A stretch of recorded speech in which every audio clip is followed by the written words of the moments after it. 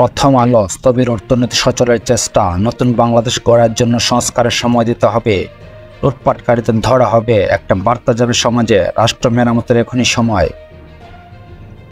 সমকাল সংস্কারের একাধিক উদ্যোগ বাস্তবায়নে বড় চ্যালেঞ্জ। ঢাকাকে কৌশলে বার্তা দিতে চেয়েছেন রাজনাথ সিং, পেলে রেখে বিকল 34 কোটি টাকার যন্ত্র। দৈনিক মানব জমিন, অন্তর্বর্তীকালীন সরকারের 1 মাস, চ্যালেঞ্জ ষড়যন্ত্র সামনে সংস্কারের সূচনা। মুক্ত খালদা যে দিন কাটছে যেভাবে, প্রশ্নবিদ্ধ দুদক এখন কি করবে? বাংলাদেশ প্রতিদিন, আবাসন শিল্পে বিপর্যয়, পার্সির ছেলে 18 বছর, অপ্রাপ্তবয়স্ক ছিল জিলো, বললেন পরিবার। চ্যালেঞ্জ চাপের 30 দিন। কালের কণ্ঠ, বেগান পাড়ায় ছুটছেন সাহেবরা। জাদুঘর রূপান্তরের লক্ষ্যে 3 উপদেষ্টার গণভবন পরিদর্শন, বিচারপতি খায়রুলের রায়ে অসঙ্গতি। যায় দিন, ডক্টর ইউনূসের 1 মাস, কোন ব্যাংকের কত খেলাপি ঋণ জানালো কেন্দ্রীয় ব্যাংক। পিলখানা হত্যাকাণ্ডের প্রকৃত ঘটনা মানুষ জানতে পারেনি, বলছেন সাবেক সেনাপ্রধান মঈনুল আহমেদ। দৈনিক যুগান্তর, লোক দেখানো কাজে দুদক, গাজা কিংবা ইউক্রেনের সঙ্গে বাংলাদেশের তুলনা অনুচিত। জাদুঘরে থাকবে গণভ্যুত্থান ও 16 বছরের নিপীড়নের চিত্র। দৈনিক জনকণ্ঠ, শোধ দিতে হবে লক্ষাধিক কোটি টাকা, উচ্চশিক্ষা সংস্কারের স্বতন্ত্র কমিশনের পরামর্শ, বাজার কারসাজি নিয়ন্ত্রণে কঠোর সরকার। ছাত্র আন্দোলনে আহতদের পাশে প্রধান উপদেষ্টা। দৈনিক ইত্তেফাক, তদন্তের নামে ফেলে রাখা হয়েছে 1 যুগ, বিপুল উৎস এখনও উদ্ধারের বাইরে, বাড়ছে নিরাপত্তার সংকট।